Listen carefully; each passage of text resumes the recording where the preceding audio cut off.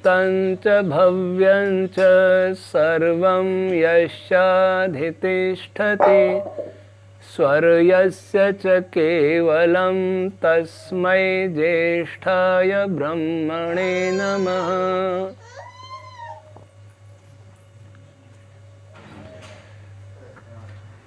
आज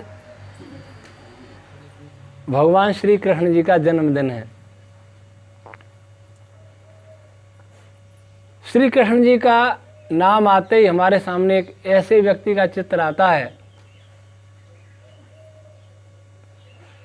जो हाथ में मुरली लिए उसे बजाते रहते हैं, गोपियों के साथ नाचते रहते हैं, बहुत सारी लीलाएं करते हैं। वो सब बताने लायक नहीं है, सब जानते हैं। जगह जगह मंदिरों में आयोजन हो रहे होंगे, पूरे देश में विदेश में भी। एक बालक पीले कपड़े पहन करके कटी वस्त्र या धोती और उत्तरी, सिर पर मोर का पंख लगा करके मुकुट बना करके कृष्ण बन जाता है। और कुछ बालक लड़कियों कन्याओं का वेश धारण करके, अथवा वो कन्याएं भी हो सकती हैं, वो राधा और बहुत सारी गोपिका बन जाते हैं। इसके विषय में बहुत सारे लोग कहते हैं कि उस समय कृष्ण बालक थे, लीलाएं थी। कृष्ण भगवान ने गीता में कहा है, और इसका उदाहरण भी देते हैं सब लोग अवतार के विषय में। यदा यदा ही धर्मस्य ग्लानिर्भवति भारत अभ्युत्थानम अधर्मस्य तदात्मानं प्रजाम्यहम् परित्राणाय साधूनां विनाशाय च दुष्कृताम्। इससे वो लोग कहते हैं कि ईश्वर कब अवतार लेता है? जब धरती पर अधर्म बढ़ जाता है, साधुओं की रक्षा के लिए, दुष्टों के विनाश के लिए। ऐसा कृष्ण जी ने गीता में तो नहीं कहा कि मैं रास रचाने के लिए अवतार लेता हूं, राधा के साथ नाचने मस्ती करने के लिए अवतार लेता हूं, ऐसा तो नहीं कहा कहीं। वैसे ईश्वर अवतार नहीं लेता, लेकिन जो मानते हैं अवतार लेता, उनकी भी बात धर्म की रक्षा के लिए, अधर्म के विनाश के लिए।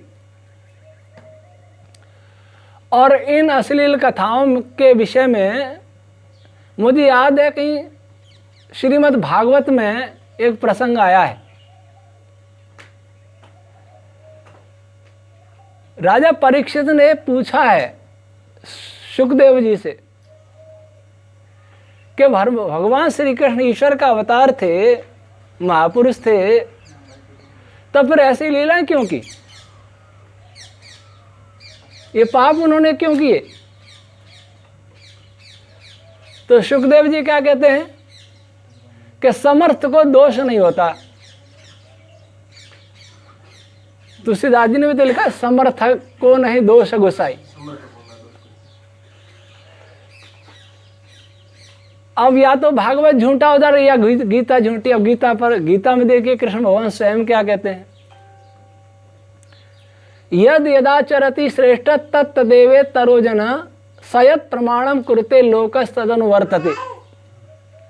जैसा जैसा श्रेष्ठ पुरुष आचरण करते हैं, वैसा वैसा लोक उनका अनुकरण करता है।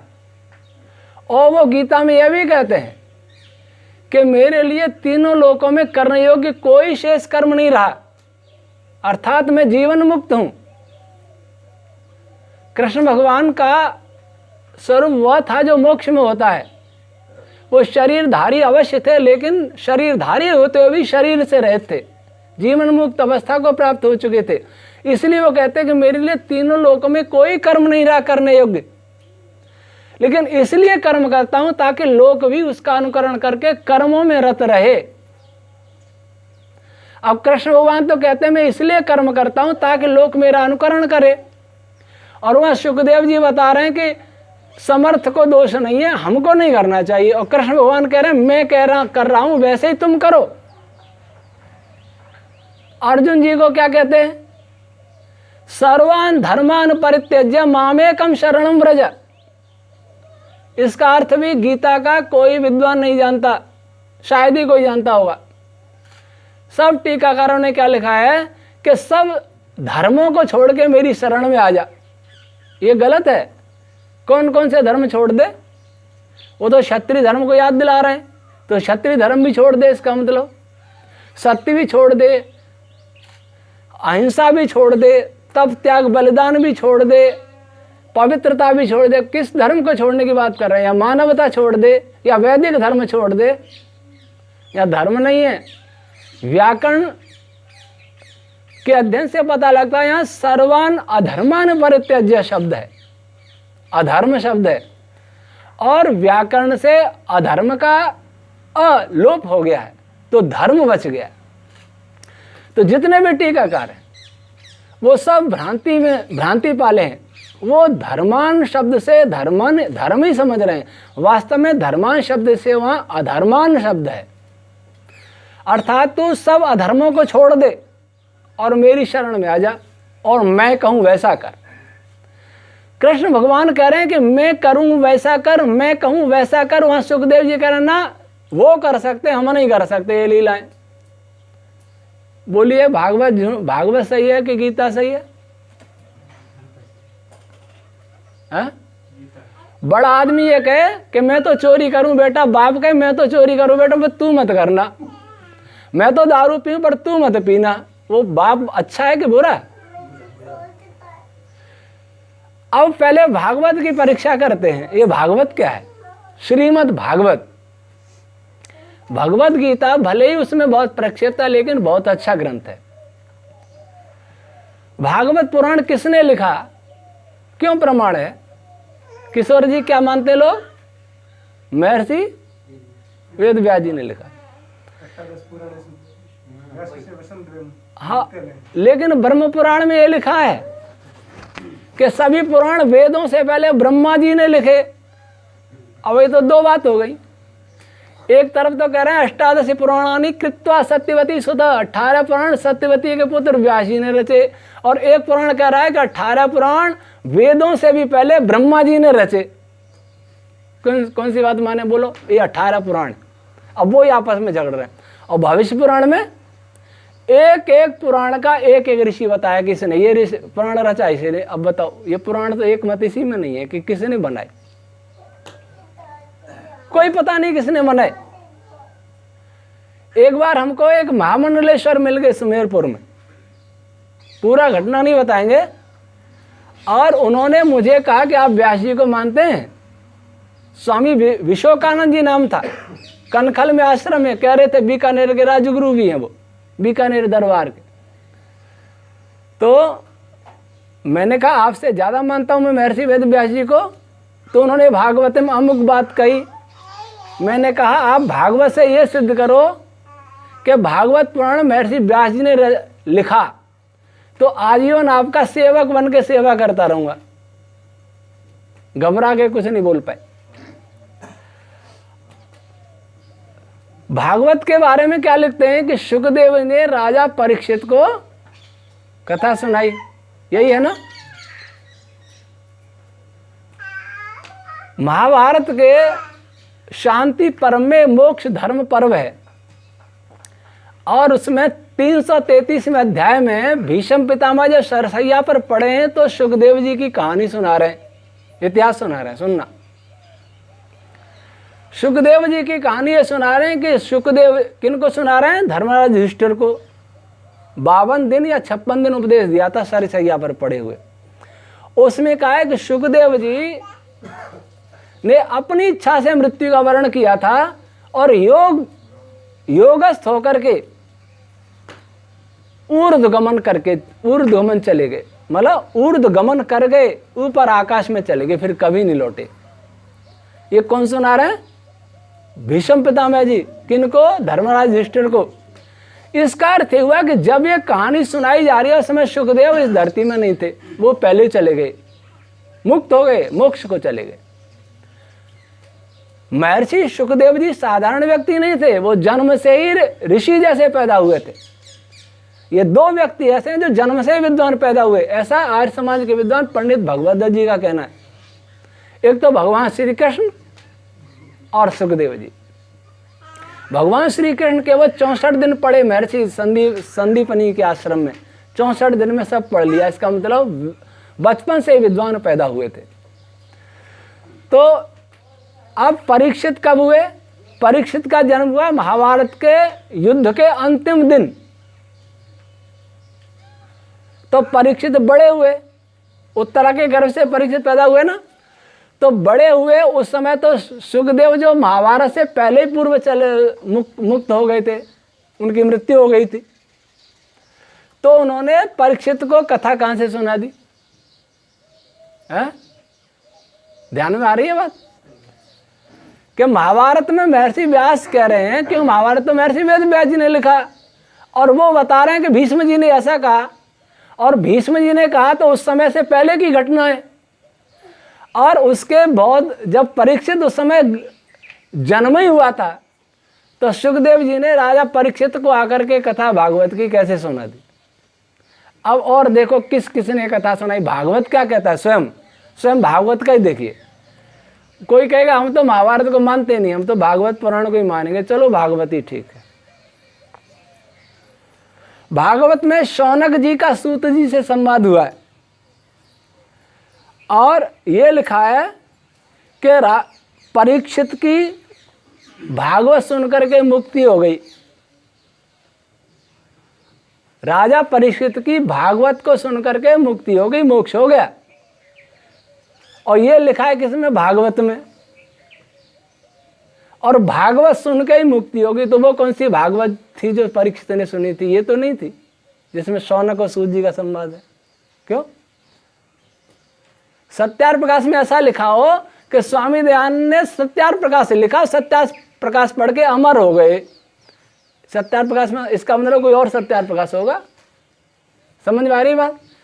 कि भागवत में लिखा है कि राजा परीक्षित की भागवत सुन के मुक्ति हो गई, और शौनक जी बता रहे हैं पहले हुए राजा परीक्षित शौनक जी से। तो वो कौन सी भागवत थी? 2 भागवत हो गई। ठीक है, अब आगे चलें।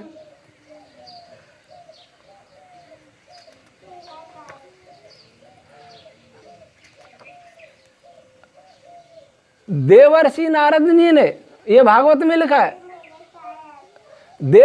ब्रह्मा जी ने नारद जी को भागवत की कथा सुनाई। ये भागवत में लिखा है। और सप्ताह श्रवण की विधि उन्हें सनकादि ने बताई।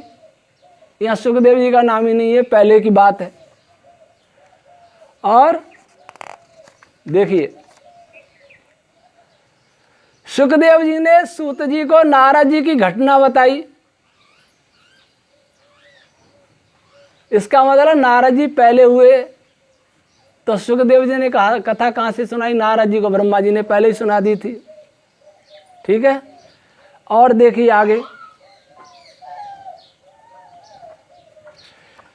18 प्रथम अध्याय के 18वें श्लोक में भागवत में लिखा है कि परीक्षित की मुक्ति हो गई भागवत सुनकर। ये बात ब्रह्मा जी को बाद में मालूम पड़ी। कहीं है कोई तालमेल? पहले तो सुखदेव जी सुना रहे हैं कि ब्रह्मा जी ने नारद को कथा सुनाई, और यहाँ लिखा 18वें श्लोक में कि परीक्षित की मुक्ति हो गई। ये बात ब्रह्मा जी को बाद में मालूम पड़ी, तब उनको भागवत का महत्व पता चला। यहाँ ब्रह्मा जी राजा परीक्षित के बाद में पैदा हो गए। और सूत जी ने शौनक जी से कहा, सबसे पहले ब्रह्मा जी ने ही कहा नारद को। अंतर्विरोध कितना है? इसका मतलब भागवत लिखने वाले को ही पता नहीं कि वो ग्रंथ लिखा किसने। हमारा मत ये है इस विषय में सारे में कि भागवत किसी एक आदमी ने नहीं लिखी, और न 18 पुराण किसी एक आदमी ने लिखे। जो जिसने भी लिखे वो विद्वान व्यक्ति था, संस्कृत का पंडित था, लेकिन वेदों का पूर्ण पंडित नहीं था। और एक ने लिखी, दूसरे ने आगे उसने कुछ जोड़ा, तीसरे ने आगे तीसरे ने कुछ जोड़ा, चलता रहा। कोई वहाँ अंधेर नगरी गर्भगंड राजा था। महाभारत के बाद सारी व्यवस्था छिन्न भिन्न थी। महाभारत एक ऐसी खिचड़ी है कि चावल और दाल मूलदास ने रख दिए रसोई में, फिर राजेश सिंह जी के एक मुट्ठी दाल डाल दी, ये विशाल जी के एक मुट्ठी चावल डाल दिए, फिर और कोई आया नरेश एक मुट्ठी दाल डाल दी। ऐसी खिचड़ी है भागवत। मर दिया जो जोड़ता रहा। तो ऐसे ग्रंथ का क्या प्रमाण, ऐसे ग्रंथ का क्या प्रमाण। और ये सुनो, जब सनक आदि ने नारद को भागवत की कथा सुनाई तो वह श्रोता कौन कौन थे? महर्षि भृगु, वशिष्ठ, चलो होंगे बहुत सारे श्रोता, परशुराम जी भी थे। और चारों वेद भी रूप धर के आ गए मनुष्य का, वो भी सुनने आ गए भागवत। 6 दर्शन भी रूप धर के आ गए, वो भी सुनने भागवत आ गए। और इस धरती पर जितने तालाब हैं वो भी भागवत सुनने आ गए, और इस धरती पर जितने पहाड़ हैं वो भी भागवत सुनने आ गए। ये भागवत में लिखा है। सारी दिशाएं, 10 दिशाएं भी भागवत सुनने आ गई। सारी पृथ्वी की गंगा आदि जितने, गंगा यमुना आदि नदियां, वो भी भागवत सुनने आ गई। ये भागवत, इस भागवत को सारा हिंदू समाज अंधा होकर के मान रहा है। और इसमें कृष्ण भगवान को बदनाम करने के अलावा कुछ नहीं। कृष्ण भगवान का सही स्वरूप जानना है तो महाभारत में पढ़े। एक और पुराण है, ब्रह्म वैवर्त। ब्रह्म वैवर्त में राधा का नाम है, भागवत में राधा का नाम नहीं है। गोपियों का तो है, खूब लीलाएं भी, अश्लील लीलाएं भी है, लेकिन राधा का नाम नहीं है। राधा कौन थी? राधा कौन थी? राधा और कृष्ण का उदाहरण लेकर के सर्वोच्च न्यायालय ने एक फैसला दिया था, ध्यान होगा, लिव इन रिलेशन दिया था। और हिंदू समाज का कोई धर्माचार्य बोल नहीं सका, क्योंकि राधे राधे उनको तो करना है।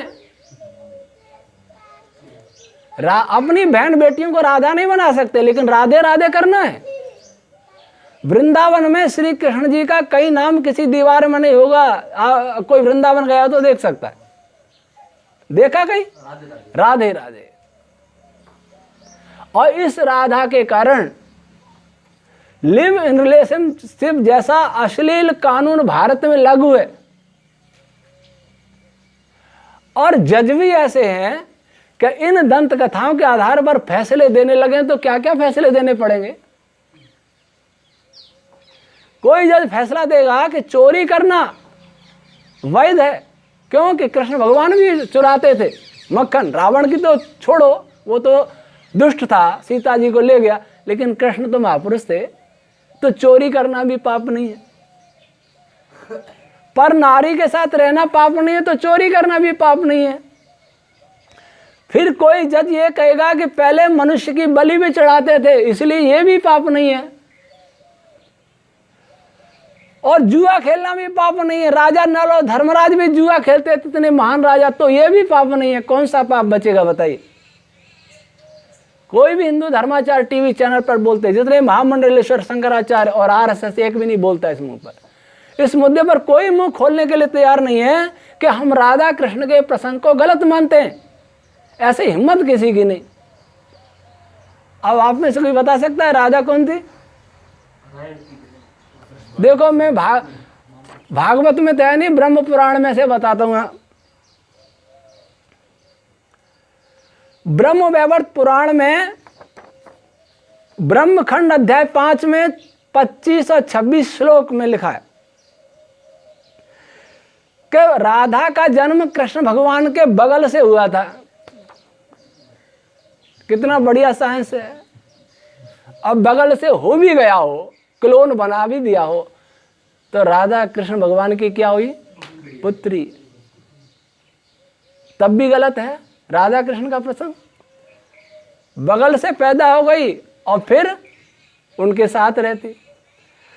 और फिर आगे 37वें अध्याय में लिखते हैं, प्रकृति खंड में अध्याय 49 में 37 और 39 और 42 श्लोक में कि राधा वृषभान की कन्या थी और यशोदा का भाई था रायण।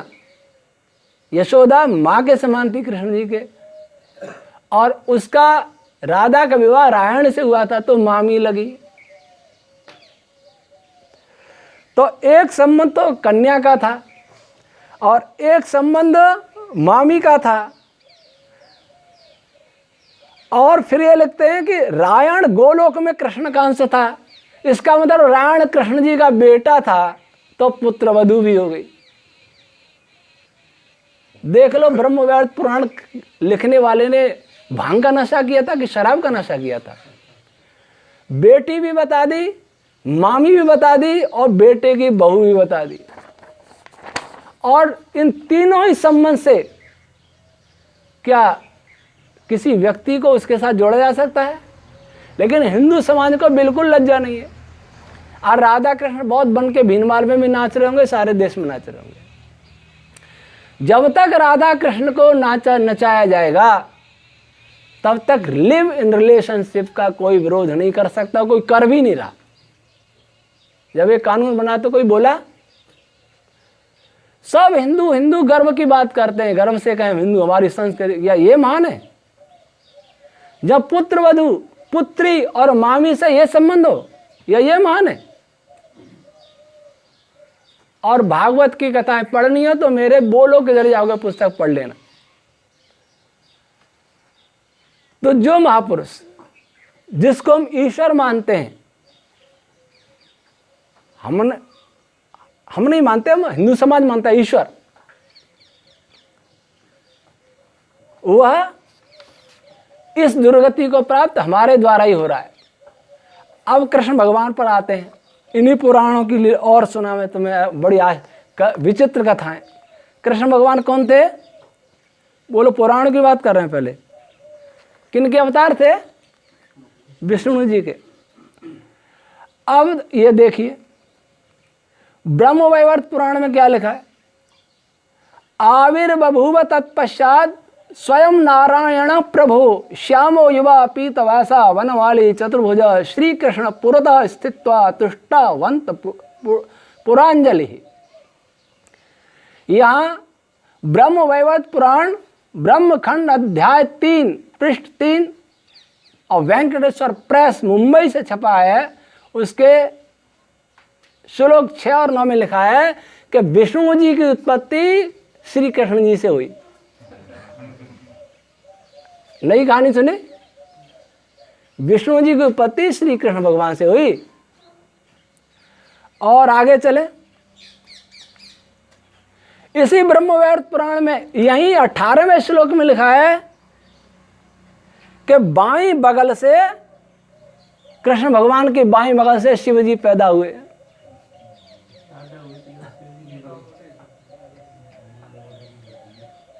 शिव जी भी कृष्ण भगवान से पैदा हो गए। विष्णु जी हो तो विष्णु का अवतार कैसे हो गए कृष्ण जी?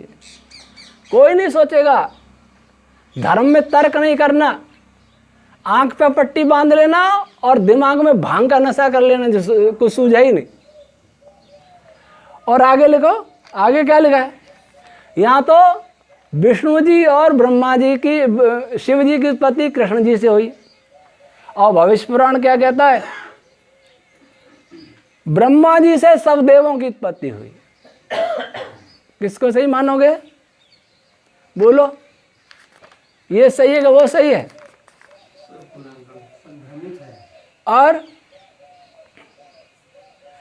अब देवी भागवत क्या कहती है? गुजराती प्रेस मुंबई अध्याय 41 में देवी पार्वती जी भगवान शिव से कह रही हैं कि मैं तो अगले जन्म में कृष्ण बनूंगी और तुम राधा बन जाना। और वैसे ही बने। पार्वती जी कृष्ण का रूपा बन के आ गई और शिव जी राधा बन गए। तो कृष्ण जी किन के अवतार हुए? विष्णु जी के पार्वती जी के? बोलो, हैं? पार्वती जी के। और अब ये तो देख लो कि किसके अवतार थे कृष्ण जी। अच्छा, अवतार क्यों लेता है? अधर्म के नाश के लिए, धर्म की स्थापना के लिए, दुष्टों के विनाश के लिए और सज्जनों की रक्षा के लिए। मोहिनी का अवतार किसकी रक्षा के लिए लिया था बताओ? भगवान शिव को भ्रष्ट करने के लिए लिया था मोहिनी का अवतार। बोलो, रासलीला रचाने के लिए लिया था। और इसमें शिव पुराण में क्या लिखा है, देवी भागवत में, कि भृगु के शाप के कारण से अवतार लिया था। कृष्ण जी का अवतार भृगु के शाप के कारण हुआ था, न कि अधर्म को मिटाने के लिए हुआ था। भृगु ऋषि ने शाप दे दिया विष्णु जी को, जो अवतार लेना पड़ा कृष्ण के रूप में। कौन सी बात सही है बोलो? वहां तो कह रहे हैं कि धर्म की रक्षा के लिए, और यहां लिखा है कि शाप दिया इसलिए अवतार लेना पड़ा।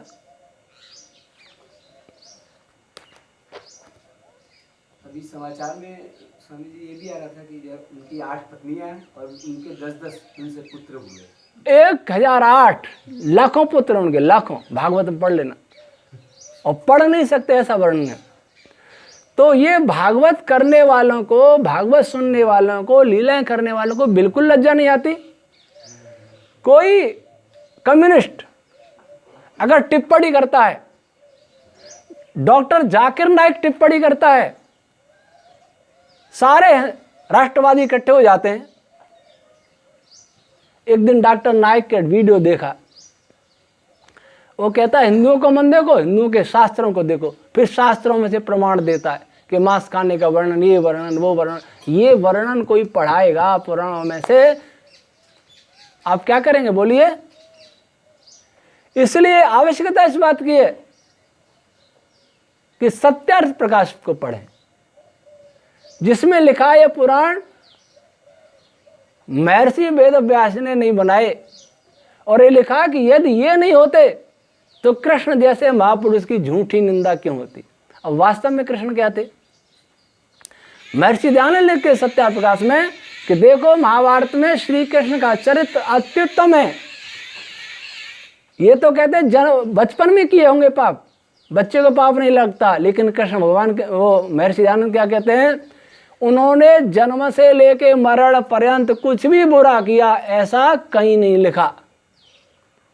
एक प्रमाण पत्र लेना, जन्म से लेके मरण पर्यंत कुछ भी बुरा कर्म किया ऐसा कहीं नहीं लिखा। तो महर्षि दयानंद ज्यादा भक्त हैं श्री कृष्ण जी के, क्या ज्यादा भक्त हैं भागवत के कथावाचक? और कथावाचक भी सुन लो, कथावाचक कैसा होना चाहिए, कथावाचकों से पूछ लेना थोड़ा, ये भी सुना दूं।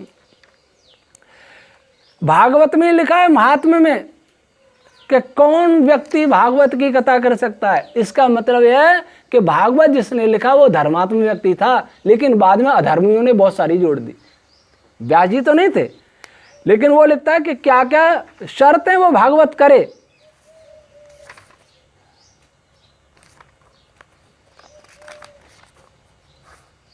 कथावाचक की योग्यता, विरक्त होना चाहिए, कथावाचक विरक्त होना चाहिए। ये भागवत में लिखा है सप्ताह यज्ञ विधि में, अर्थात उसे संसार से वैराग्य होना चाहिए। कथावाचक वेदों का विद्वान होना चाहिए। कथावाचक धर्म कार्य करने में कुशल होना चाहिए। कथावाचक धैर्यवान होना चाहिए और कथावाचक निष्प्रिय होना चाहिए। उसे किसी भी वस्तु की आसक्ति नहीं होनी चाहिए। क्या ऐसे कथावाचक हैं? लाखों रुपए दक्षिणा लेते हैं। और कथा सुनने वाले की भी योग्यता लिखी है इसमें। जो भागवत की कथा सुने वो ब्रह्मचर्य का पालन करने वाला होना चाहिए। भूमि पर सोने वाला होना चाहिए, उस समय भूमि पर सोए, और पत्तों पर भोजन करने वाला होना चाहिए। और भी गुण हैं। ऐसे गुण तो कथा सुनने वाले के लिए हैं और करने वाले के लिए हैं। इन बातों से लगता है कि भागवत लिखने वाला तो आदमी अच्छा था, लेकिन बाद में वही खिचड़ी बनी। जिसने आया दाल चावल डालता गया, आधी कच्ची आधी पकी, और किसी ने दाल चावल की जगह पर कंकड़ पत्थर भी डाल दिए, और किसी ने विष भी डाल दिया। अब कृष्ण भगवान महाभारत में देखें उनका चरित्र कैसा था। राजसूय यज्ञ हुआ। राजसूय यज्ञ निश्चित ही जो व्यक्ति जब पैदा होता है उस समय के रहने वाले लोग उसको अधिक जानते हैं। और उस स्तर के लोग अधिक जानते हैं जो उसके स्तर के हों। रासु यज्ञ में जब उनका सम्मान हुआ कृष्ण भगवान का, तो आपने सबसे सुना कि शिशुपाल को बहुत बुरा लगा था और कहते 100 गालियां दी थी, अर्थात उनकी निंदा की थी। लेकिन उस निंदा भरे शब्दों में कहीं भी उनको चोर नहीं बताया कि इसने माखन चोरी की, कहीं भी गोपियों के साथ रास रचाने वाला नहीं बताया, कहीं राधा के साथ कुछ करने वाला नहीं बताया, कहीं झूठ बोलने वाला नहीं बताया। तो फिर बाद में भागवत वाले और पुराण और ब्रह्म वैवर्त वालों को कैसे पता लगा कि श्री कृष्ण जी कामी थे? इतना ही कहा कि इसने मामा को मार दिया, इसने पुतना को मार दिया, ये कौन सा बलवान है, ग्वाला है, ये है वो है, ये कहता फिरा। कोई अपशब्द नहीं कहे, कोई आरोप नहीं लगाए। भरी सभा में जिसका अपमान करना हो और कृष्ण भगवान पर इनमें से एक भी आरोप होता तो शिशुपाल नहीं कहता क्या? भीष्म पितामह ने क्या उत्तर दिया? यही कहा था, ये कहीं का राजा नहीं, आयु में बड़ा है, तो आयु में तो इससे बहुत बड़े हैं, ऐसे ऐसे शब्द बोले थे। खैर, लेकिन भीष्म पितामह ने जो उनके गुण बताए, वो कहते हैं वेद वेदांग विज्ञानम बलम चाप्यधिकम तथा नृणाम लोके पुण्यस्ति विशिष्ट केशवादृते। वेद वेदांग और विज्ञान के ज्ञाता ऐसा इस धरती पर दूसरा नहीं है, ये भीष्म पितामह कह रहे हैं, जो वहां व्यास जी के बाद सबसे ज्यादा आयु के थे।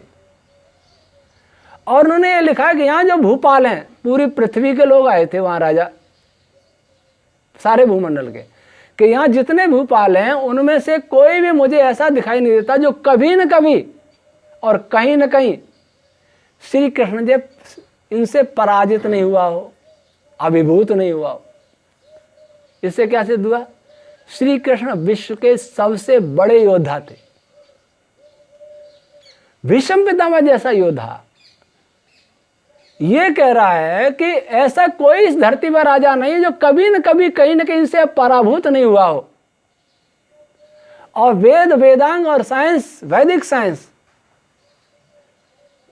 में इनसे बड़ा कोई भूमंडल पर नहीं है। अर्थात श्री कृष्ण किसी ऋषि मुनि और ब्राह्मण से ज्यादा बड़े ब्राह्मण हैं, ये सिद्ध हुआ ना। श्री कृष्ण किसी भी क्षत्रिय से बड़े क्षत्रिय हैं। और ये भी कहा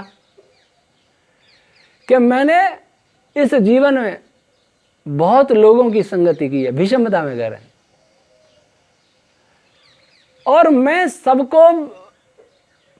सबको पूरा उनका पूरा चरित्र जानता हूं, यहाँ जितने बैठे उन सबका, क्योंकि मेरी आयु बहुत हो गई है, सबकी मैंने संगति की है। मैंने इन्हीं को ऐसा सुना है कि जिन्होंने कभी कोई अधर्म नहीं किया है। तो ऐसे व्यक्ति को हम ऐसा दोष लगावें कि हमें पाप नहीं लगेगा। शिशुपाल ने दोष लगाए नहीं थे, केवल निंदा की थी, तो उसका परिणाम क्या हुआ था? सुदर्शन चक्र चला था। और आज कृष्ण भगवान आ जाए तो तब क्या होगा? सुदर्शन चक्र मंदिरों पर ही घूमेगा कि मेरी ये लीला हो रही है, मेरी ये दुर्गति हो रही है। किसी के माता पिता को ऐसे नचाए या ऐसे रूप में दिखाए, किसी भी सभ्य व्यक्ति का खून खौल उठेगा कि मेरे माँ बाप का ऐसा अपमान। लेकिन कृष्ण भगवान का अपमान करने में किसी को कोई लज्जा नहीं आती। और हम समझाएं तो कहते हैं ये तो हमारा खंडन करते हैं। क्या हिंदू जाति ऐसी बचेगी? अपने घर में ताले नहीं लगेंगे तो चोर चोरी करेंगे। अपने घर में ताले लगाओ, अर्थात ये सब निकालो गंदगी। अपने घर का कचरा साफ करो, नहीं तो दूसरे कीचड़ उछालेंगे। कीचड़ उछालने पर दंगे करने के लिए तो तैयार हैं, लेकिन कीचड़ दूर करने के लिए तैयार नहीं। कौन दूर करेगा? अब कृष्ण भगवान स्वयं क्या कहते हैं? महाभारत में घटना आती है, अश्वत्थामा भी अपने पिता के पास पढ़ते थे, द्रोणाचार्य जी के पास। तो द्रोणाचार्य जी ने एक अस्त्र था ब्रह्मशिर नाम का, वो अर्जुन को दिया, सर्वश्रेष्ठ योद्धा घोषित करके। बेटे ने कहा मुझे भी दीजिए, कहना तू इस योग्य नहीं है, जबकि अश्वत्थामा भी बहुत बड़ा योद्धा था। क्यों योग्य नहीं हो? कि इस अस्त्र को छोड़ने के बाद यदि वापस लौटाना पड़ा, पहले अस्त्र ऐसे भी होते थे ना, वापस ले लेते थे, उसको उपसंहार कहते थे अस्त्र का। तो इसे वापस नहीं ले पाएगा। कारण कि इसको वही वापस ले सकता है जो पूर्ण जितेंद्रिय हो, पूर्ण योगी हो, वही वापस ले सकता है। इसका अर्थ ये हुआ कि आचार्य द्रोण जी अर्जुन को महान योगी और जितेंद्रिय मानते थे। उतना अपने बेटों को विश्वास नहीं था, उतना। हालांकि वो भी ऐसे नहीं थे, लेकिन फिर भी इतना नहीं मानते थे जितना अर्जुन जी को मानते थे। बेटा हट करने लग गया, पुत्र हट भी तो होती है, दे दिया। अश्वत्थामा ने सोचा कभी ऐसी आवश्यकता हुई तब क्या करूंगा मैं, तो ये सोचा कोई ऐसा योद्धा ढूंढूं जिसके पास ऐसा प्रसिद्ध हथियार हो और उससे बदला कर लें। तो उसे याद आया कि कृष्ण जी का सुदर्शन चक्र विश्वविख्यात है, वहीं चलता हूँ द्वारका, अदला बदली कर लेंगे। तो द्वारका कृष्ण भगवान के यहाँ अश्वत्थामा जाते हैं, और वो तो जानते हैं गुरुपुत्र आए, स्वागत किया, बहुत दिन रहे। एक दिन समुद्र के किनारे पर घूमने गए दोनों। अश्वत्थामा बोले, हे केशव, आप मुझे सुदर्शन चक्र मुझे दे दें और मैं ब्रह्मशिर आपको देता हूं, क्योंकि आप इसे वापस ले सकते हैं। इसका अर्थ क्या हुआ? कृष्ण भगवान जैसा योगी और जितेंद्रिय ब्रह्मचारी कोई दूसरा नहीं था। समझ गए? ये अर्थ हुआ ना। अश्वत्थामा कृष्ण जी को ऐसा मानते हैं, महर्षि वेद व्यास जी ऐसा मानते हो, भागवतकार और ब्रह्मवैवर्त पुराणकार क्या मानता है, ये आप देख लीजिए। तो कृष्ण भगवान ने कहा था कि हे ब्राह्मण, इस अस्त्र को मेरे प्राण प्रिय भाई बलराम जी ने भी नहीं मांगा, सुदर्शन चक्र को, ये मेरे पास ही रहता है और मैं इसे चला सकता हूं। और मेरा पुत्र जो प्रद्युम्न है, जो बल रूप और पराक्रम में मेरा ही रूप है, समझिए, और जिसको पैदा करने से पहले मैंने और देवी रुक्मिणी ने 12 वर्ष हिमालय की कंदराओं में ब्रह्मचर्य की साधना की थी, ईश्वर की उपासना की थी, समाधियां लगाई थी। उसके बाद ये पुत्र उत्पन्न हुआ है। उस पुत्र ने भी इसको नहीं मांगा और तुम मांग रहे हो। जो पति पत्नी 12 वर्ष हिमालय में ब्रह्मचारी रह के समाधि लगाते हैं, वह कृष्ण रास रचाएंगे या राधा के साथ घूमेंगे? पर ये बातें किसी को अच्छी नहीं लगती। रास रचाते रचाते, कृष्ण जी को नचाते नचाते देश नचकइयों का देश बन गया, रसिकों का देश बन गया, वीरों का देश नहीं रहा। वीरों का देश बनेगा महाभारत के नायक कृष्ण जी की पूजा करके, न कि भागवत के कृष्ण की पूजा करके। शिव और प्रताप रसिक कृष्ण जी की पूजा करके नहीं बने थे, इनकी कहानियां सुन के नहीं बने थे। वीरों की, महाभारत रामायण की कहानियां सुन करके बने थे। भागवत की कहानियां सुन के वीर नहीं बने थे। जीजाबाई भागवत रामायण, भागवत की कथाएं नहीं सुनाती थी, महाभारत रामायण की कथा सुनाया करती थी। महाराणा प्रताप को ये कहानियां नहीं सुनाई जाती थी पुराणों की, महाभारत रामायण की कहानियां सुनाई जाती थी, लेकिन इनको भूल गए। तो जो कृष्ण स्वयं के बारे में ऐसा कहते हैं, उनको इस प्रकार से रसिक बताने में हमको बिल्कुल भी लज्जा नहीं आती। और सत्य की बात कहें, जब राजा परीक्षित का जन्म हुआ, मरे समान पैदा हुए थे, क्योंकि अश्वत्थामा ने वस्त्र छोड़ दिया था ये। तो कृष्ण भगवान सब रोने लगे। तो कृष्ण भगवान आए, उन्होंने कहा, यदि मैंने अर्जुन से निष्पक्ष या निष्काम प्रीति की है और मैंने जीवन में सत्य का पालन किया है, तो ये पुत्र अवश्य जीवित होगा। और जीवित हुआ, मरा जीवित नहीं होता लेकिन मृतवत हो सकता है। तो कृष्ण भगवान स्वयं क्या करें, मैंने कभी जीवन में मिथ्या भाषण नहीं किया। और कृष्ण जी के भक्त सूरदास जी के पद गाया करते हैं, मैया मोरी मैंने माखन खायो, खा के आगे फिर मैंने नहीं खाया। किसने झूठा बनाया? कृष्ण भगवान को झूठा हमने बनाया, कृष्ण भगवान को चोर हमने बनाया, कृष्ण भगवान को कामी हमने बनाया, और एक नाम भी रख दिया, रण छोड़। मथुरा छोड़ के वहां चले गए। रण छोड़ का अर्थ जानते हैं? कायर। वो मैदान छोड़ के नहीं आए थे, 16 बार हराया था जरासंध को। प्रजा की भलाई के लिए कितना युद्ध करेंगे, इसलिए दूसरी राजधानी बनाना ठीक है। हार के नहीं आए थे, जीत के आए थे। हार के आते ना तो रण छोड़ होते। लेकिन जगन्नाथ यात्रा निकलती है तो क्या नारे लगते हैं? रण छोड़ माखन चोर, ये नारे लगते हैं। गोपाल सहस्त्र नाम में एक नाम कृष्ण जी का है, चौर जार शिखामणि, चोरों और जारों दुराचारियों का शिखामणि। कितनी बढ़िया भक्ति कर रहे हैं, मटकी फोड़ रहे हैं, दही फैला रहे हैं, मक्खन फैला रहे हैं। इस पर कोई कह दे कि ऐसा मत करो तो आस्थाओं को ठेस पहुंच जाती है। ऐसा हमारा धर्म, कुछ कह दे आस्थाओं पर ठेस पहुंची और धर्म पिघल के बह गया। ऐसा धर्म किस काम का? जिस धर्म में सत्य नहीं है, जिस धर्म में अहिंसा नहीं है। कृष्ण भगवान को ही देख लो, उन्होंने क्या कहा, धर्म के क्या लक्षण बताए, उनके बता देते हैं लक्षण। कृष्ण भगवान ने महाभारत में धर्म के 7 लक्षण बताए हैं।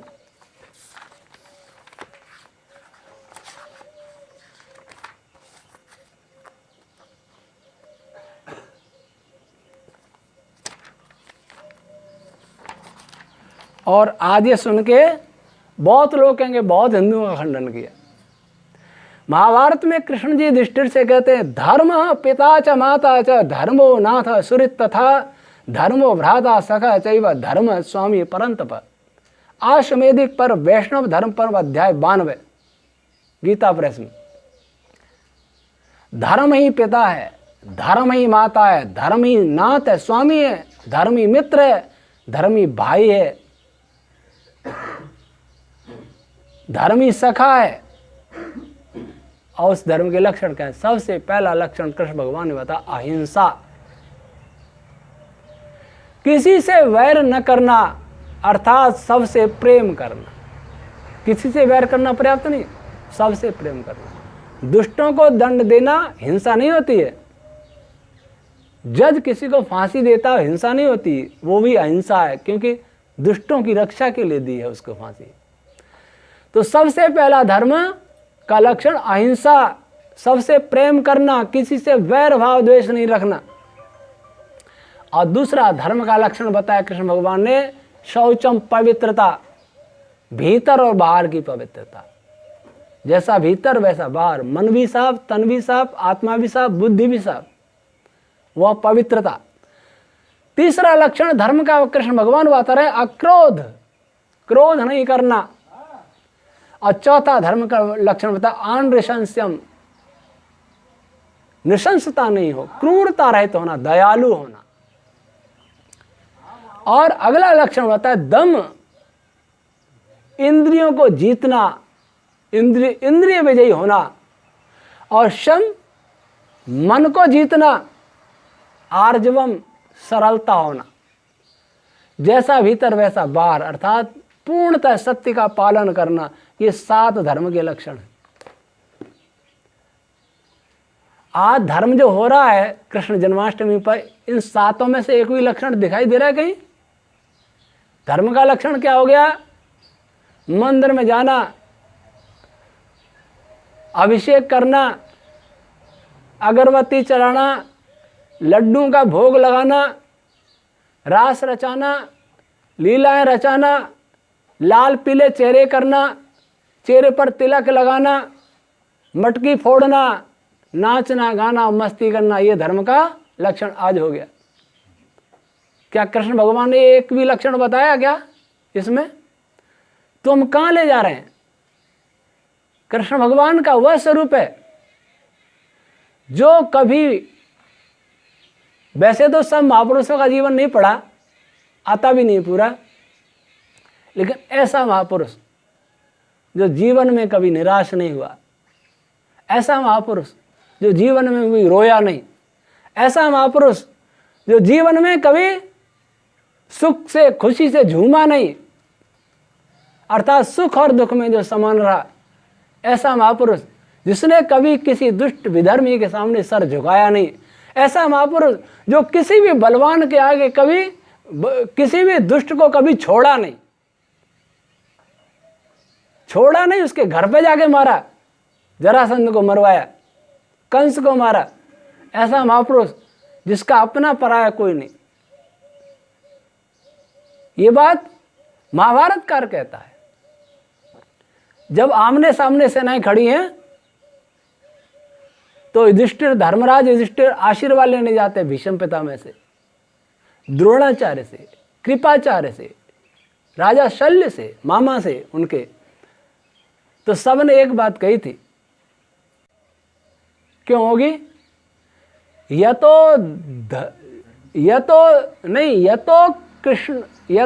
धर्म ततः कृष्ण, जहां धर्म है वहां कृष्ण है, और जहां कृष्ण है वहां जय है। माता कुंती से कृष्ण जी ने कहा था, जब वो शांति दूत बन के गए, कुंती ने कहा क्यों आए हो? तब कहा कि देखो बुआ, मैं पांडवों का पक्ष इसलिए नहीं रहा हूं कि वो आपके बेटे हैं, क्योंकि उनके साथ धर्म है। जहां धर्म है वहां मैं हूं, और जहां अधर्म है वहां मैं उसका विरोधी हूं। कृष्ण वह महापुरुष थे, जब दुर्योधन ने उनको भोजन के लिए कहा तो बड़ी निर्भीकता से, आज बहुत चापलूसी होती है, मुंह पे कुछ कहेंगे, पीछे कृष्ण भगवान क्या कहते हैं? दुर्योधन तेरा अन्न ग्रहण नहीं करूंगा। क्यों? क्या अन्न दो स्थितियों में ग्रहण कर सकते हैं, या तो मित्रता हो और या आपत्ति में हो। दुर्योधन तुम मेरे मित्र हो नहीं और मैं आपत्ति में किसी में हूं नहीं। तो दुर्योधन ने कहा था कि मैं तो आपका शत्रु कभी नहीं रहा। तो कृष्ण भगवान क्या कहते हैं? जो पांडवों का शत्रु है वो मेरा भी शत्रु है, स्पष्ट कहा था। कोई चापलूसी नहीं करते थे, घुमा फिरा के बात नहीं करते थे। एक ऐसा महापुरुष जो स्पष्ट कहता है, ऐसा महापुरुष जो बड़े बड़े राजाओं को डांटता है, फटकारता है, ऐसा महापुरुष जो गृहस्थ रह के भी ब्रह्मचारी रहता है, प्रद्युम्न के अलावा, प्रद्युम्न उत्पन्न करने के अलावा ब्रह्मचारी रहता है। एक ऐसा महापुरुष जो सारे भूत भविष्य को जानता है। तभी तो गीता में कृष्ण भगवान ने कहा था, बहूनि वे व्यतीतानि जन्मानि तव चार्जुन तान्यहं वेद सर्वाणि न तुम वेद परंतप। हे अर्जुन, मेरे भी बहुत सारे जन्म हो गए और तेरे भी बहुत सारे हो गए। यहाँ तो ईश्वर का अवतार बताने कृष्ण भगवान कह रहे हैं, मैंने भी बहुत सारे जन्म लिए, मैं भी मनुष्य हूं, और तेरे भी बहुत सारे जन्म हुए, मनुष्य हुए कि परमात्मा हो गए, मेरे भी बहुत। बहून में व्यतीतानि कर्माणि तब चार्जुन तान्यहं वेद सर्वाणि, मैं उनको उन सबको जानता हूं, न तुम वेत्थ, तू नहीं जानता। वह महापुरुष जो दूसरों को भी पूर्व जन्म को जानता है, कौन किस जन्म में क्या क्या रहा, ऐसा सिद्ध योगी महापुरुष। वह महापुरुष जो गरीब सुदामा को स्वागत के लिए दौड़ पड़ता है, जो आंसुओं से पैर धोता है, स्वयं पैर धोता है, उस महापुरुष को ऐसे लांछन लगा मैं? राजसूय यज्ञ में भी काम किया लिया था, विद्वानों के पैर दूंगा, ऋषियों के पैर दूंगा। ऐसा निरहंकारी, ऐसा नम्र, सबसे बड़ा व्यक्ति मुख्य अतिथि बन रहा है किसी सभा का, और वही सबके पैर धोवे, ऐसा कहीं देखा? वही जूठी पत्तले उठावे, ऐसा कहीं देखा? ऐसे महापुरुष की दुर्गति बहुत बड़ा पाप है, और उसी पाप का फल है कि भारत पराधीन हुआ, और यही पाप चलता रहा तो भारत फिर पराधीन होगा। क्यों? किसी महापुरुष के जिस रूप की पूजा करते हैं वही गुण हमारे अंदर आते हैं। अगर हम चक्रधारी कृष्ण जी की पूजा करेंगे तो हमारे अंदर वीरता के भाव आएंगे, और नाचने वाले कृष्ण की पूजा करेंगे तो नाचने के भाव आएंगे। तो सब नाच रहे हैं, फिल्मों वाले भी नचा रहे हैं और ये धर्मगुरु भी नचा रहे हैं। कोई वीरत्व का भाव, कोई धार्मिक भाव, अध्यात्म भाव तो भर ही नहीं रहा, इसको अध्यात्म कहा जा रहा है। तो हम इस पर विचार करें और इन विचारों को फैलावें। कृष्ण भगवान सारे ब्रह्मांड के जानने वाले थे, वेद वेदांग विद्वान। भीष्म पितामह जैसा महाज्ञानी अगर ये कहता है कि इनसे ज़्यादा वेद वेदांग विज्ञान साइंस को कोई जानने वाला भूतल पर नहीं है, तो समझिए कि आज का साइंस कृष्ण भगवान के सामने कुछ भी नहीं है, कोई भी साइंटिस्ट। और उनकी हम ऐसी दुर्गति करें, ये बहुत बड़ा अपराध है। हम अपराध से बचें और दूसरों को बचाएं तो पुण्य मिलेगा, अन्यथा बहुत विधर्मी हमारे नाश के लिए तुले हैं। और ये तथाकथित जो टीवी पर धर्मगुरु आते हैं, ये विनाश की जड़ हैं। इनको समझाइए कि अगर भगवान कृष्ण की पूजा करना चाहते हो तो गीता के गायक और महाभारत के नायक कृष्ण की पूजा करो, भागवत के कृष्ण की नहीं। इन ग्रंथों का बहिष्कार होना चाहिए। हाँ, कोई विद्वान है, परिपक्व है, वो पढ़ सकता है, अच्छी चीज़ें निकाल सकता है उनमें से, लेकिन गंदगी को साफ करना बहुत आवश्यक है। गंदगी को साफ नहीं किया गया या सफाई नहीं की तो सेंट छिड़कने से कुछ नहीं होगा। और ये तो सेंट भी नहीं छिड़क रहे, गंदगी ही छिड़क है, छिड़क भी गंदगी रहे। ठीक है, फूलों की महक दिख जाती है, लेकिन विचार, जो गुरु बनता है वो कृष्ण जी का अवतार बन जाता है। वीरेंद्र दीक्षित बना, गोपिका कितनी लड़कियों का अपहरण करके बंदी बना रखा था उसने। कोई गुरु श्री राम का अवतार घोषित नहीं करता अपने को, क्योंकि वह मर्यादा में रहना पड़ेगा। कृष्ण जी को मर्यादाहीन बना दिया किन्होंने? तथाकथित कृष्ण भक्तों ने, पुराण वालों ने। श्री राम पर कृपा कर दी कि उनको मर्यादाहीन किसी ने नहीं बनाया। तो भी दो आरोप तो मढ़ी दिए, शंभु वध और सीता वनवास। ये भी आरोप है, गलत है, सही बात नहीं है। इसकी चर्चा फिर कभी करेंगे। आप सभी से आग्रह है कि देश की परिस्थिति बहुत दयनीय है। कृष्ण जी के साक्षात वास्तविक स्वरूप का अगर प्रचार किया जाए तो हिंदू समाज बहुत आगे उठ सकता है, अन्यथा विनाश की ओर तो हम जा ही रहे। संक्षेप में कहूं तो सूर्यकांत त्रिपाठी निराला एक हिंदी के कवि हुए हैं। उन्होंने लिखा है ऋषि दयानंद को श्रद्धांजलि देते हुए कि स्वामी दयानंद से बढ़कर भी कोई मनुष्य हो सकता है, इसकी कल्पना नहीं की जा सकती। बात समझ गए कितनी गंभीर बात की उन्होंने, कि स्वामी दयानंद जी से बढ़कर कोई मनुष्य हो सकता है, इसकी कल्पना संभव नहीं। और मैं उनसे आगे कहता हूं कि कृष्ण भगवान से बढ़कर आत्मा में गुणों का विकास हो सकता है, इसकी कल्पना नहीं की जा सकती। परमात्मा के बाद जीवात्मा ही होता है, और जीवात्मा अलग अलग गुणों से युक्त होते हैं। तो सबसे ज्यादा गुणवान कोई जीवात्मा होगा, उनका एक रूप कृष्ण भगवान ही होंगे। ईश्वर तो नहीं, परंतु ईश्वर का सबसे बड़ा भक्त, सबसे बड़े योगी, सिद्ध योगी, अमित पराक्रमी, जिनको महाभारत में बहुत योद्धा हुए। लेकिन आप जानते हैं कि महर्षि वेद व्यास जी ने विश्व विजयी किसको कहा है?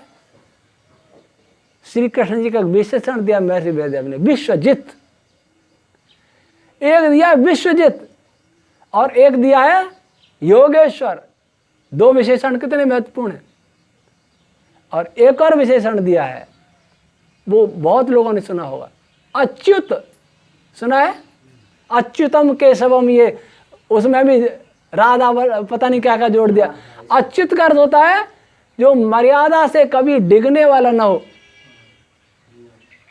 तीन विशेषण कितने महत्वपूर्ण, विश्व विजयी, योगेश्वर और अच्युत। आज कृष्ण नीति, मतलब झूठ की नीति को कहते हैं, ये कृष्ण नीति है। एक ने तो पुस्तक ही लिख दी, क्रिश्चियनिटी कृष्ण नीति है। लोगों ने ये सोच लिया छलबल करना कृष्ण नीति है। छलबल उन्होंने कहीं नहीं किया, अधर्म का आचरण कहीं नहीं किया। जिसको हम कह रहे हैं कि वो धर्म का आचरण किया, वास्तव में वो योग दर्शन के अनुसार धर्म ही था, अधर्म नहीं था। धर्म के सही स्वरूप को दो ही व्यक्ति समझे थे उस समय महाभारत काल में, एक तो भगवान कृष्ण और एक महात्मा विदुर। अन्यथा भीष्म पितामह जैसे भी भूल गए थे धर्म, जब द्रौपदी का चीरहरण हो रहा था। दो ही व्यक्ति धर्म को अच्छी तरह समझे थे, भीष्म पिता महात्मा विदुर और भगवान श्री कृष्ण। तो ऐसे धर्म संशोधक, धर्म संस्थापक भगवान कृष्ण की हम वास्तव में पूजा करें। ईश्वर हम हिंदुओं को सद्बुद्धि दे, शक्ति दे कि हम ऐसे कृष्ण के भक्त बने जिससे भारत पुनः उत्कर्ष को प्राप्त होवे और आसुरी शक्तियों के विनाश में समर्थ होवे। ओम शम।